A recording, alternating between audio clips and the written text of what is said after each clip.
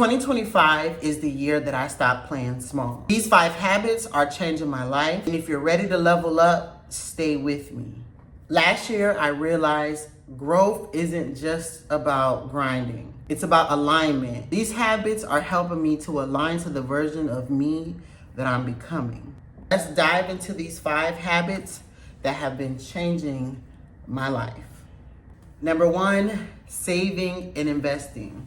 For years, I thought that I did not need to save any money. I got into this habit and this belief that if I saved my money, I would just be broke over and over and over again. I would make sometimes irrational but rational without actually planning. So I would make investments, but I would not plan. It ended up affecting me in the long run, 2025, to realize, well, damn, I'm constantly investing into stuff and everything falls apart. The problem is I'm not doing the numbers. I'm not actually properly planning. I had to really come to terms with myself and say, okay, well, we know how to invest now. That's good. Let's work on saving this year.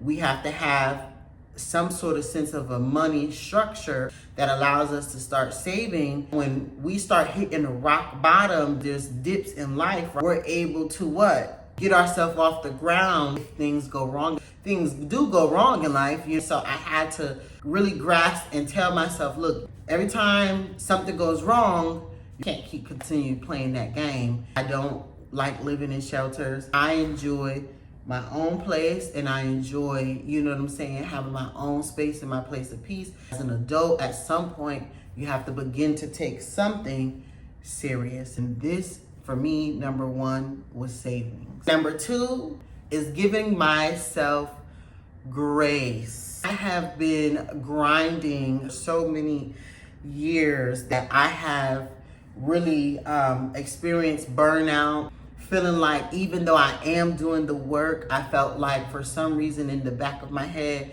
even though I was actually achieving stuff, for some reason I felt like there was just nothing getting done. It sucked. I couldn't stand it, but I am giving myself a lot more grace. Like, hey, every day doesn't have to be a day you have to do something. You always in this, I gotta feel like I'm doing something. I gotta do something every day. That's not the reality of life. Every minute of the day does not require me to do something. Like every day I don't have to give my all. Some days I can just say, fuck it. I just want to lay in the bed and do nothing. But with the mindset that I've had before is always, and when it comes time to relax, I cannot relax. I felt like a failure towards the end of the night. That's enough. I don't gotta do 3,000 things to feel completed. I'm giving myself a lot more grace in that area, where I don't have to constantly be doing. Sometimes I can just exist. My birthright, just existing, and things will get done. Number 3 for me is therapy and self-care. And when I say therapy, I'm talking about therapy from multiple spectrums, okay? Me just finding out that I have ADHD, I want to go and get my ADHD evaluation so I can properly be diagnosed, whether it's ADHD or autism, and properly on the medication that allows me to focus, that allows me to be able to learn how to function, which I feel like I've always lacked in. Don't look like I lack in anything. I look like a neurotypical person. Like, it is times that I cannot function. So ADHD assessment, properly getting myself diagnosed, properly getting on the medication. Next would be trauma, should be EDMR. Be able to sit and really go through those trauma moments with a therapist, work on getting certain things up and out of me. Say I'm not 100% stuck in, but mentally I feel stuck in sometimes because I am not using my full potential. There are things that I personally want to heal from. I want to heal from these things. I want to get better. I want to connect whatever experience that may bring me. I had my first session last week, and I will be continuing out my session moving forward. So yes, starting with that, that's just the beginning for right now for me. But therapy and self-care, mentally, emotionally, physically, I do have some more surgeries that I want to align and line up so that I can, feel complete wherever, however, whatever I'm feeling about myself as a trans woman. My goal is to slim down this year. Another one is definitely therapy and self-care and really getting indulged with myself.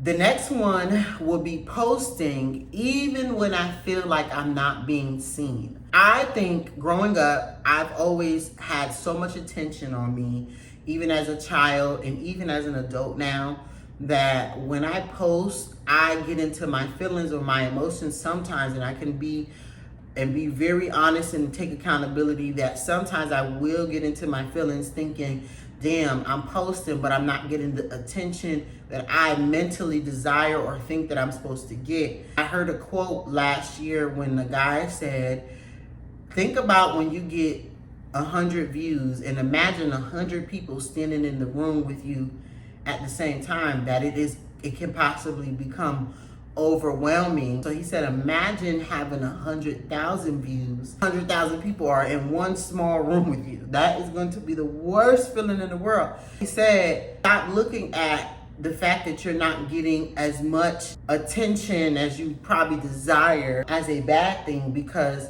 slowly but surely the ones that are already with you, support you and love you, they're going to be there.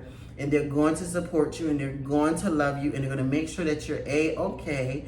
And they're, they're going to be there through it all. For me, I had to get out my mind, and, even if I'm not making 100 likes, 1,000 views, 100,000 likes, millions of likes yet, I can be okay with where I'm at.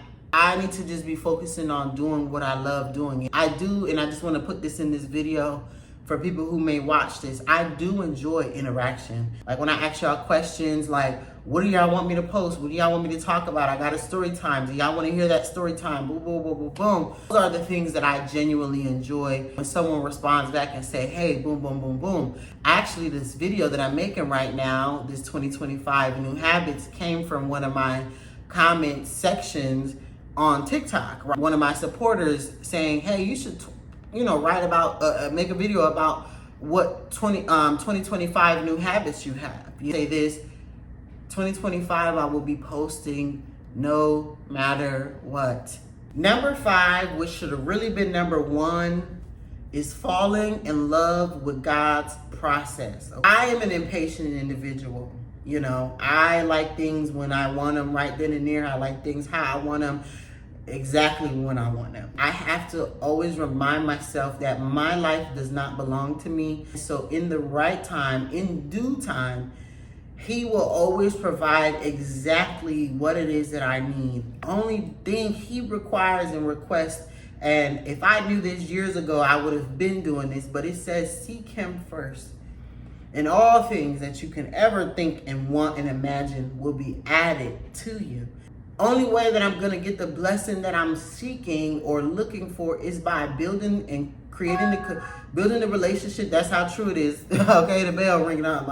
Asking Him, and letting Him know my concerns and giving Him my problems and the things that I cannot control. It makes it a little hard in life because you pray and sometimes you don't get an answer. So you start trying to figure things out on your own, and that's the impatience in my body. In reality, it's already figured out.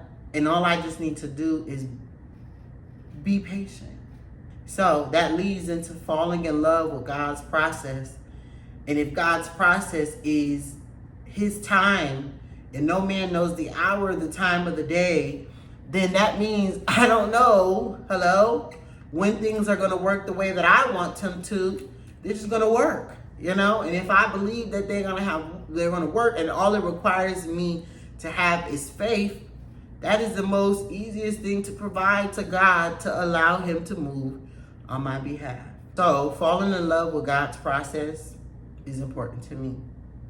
This video is finished, but I just hope someone learned or took whatever you guys needed to take from this video, because sometimes you might be going through this as well, or things that I may be going through as well. So I hope that I can help you guys. I know that my energy is not really up there right now.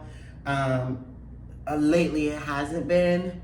I've been in my feng shui mode, like just very chill. But yeah. And like I said, if y'all have any video ideas or y'all want to see more, ask a question, please comment below, because like I said, I love to interact with you guys.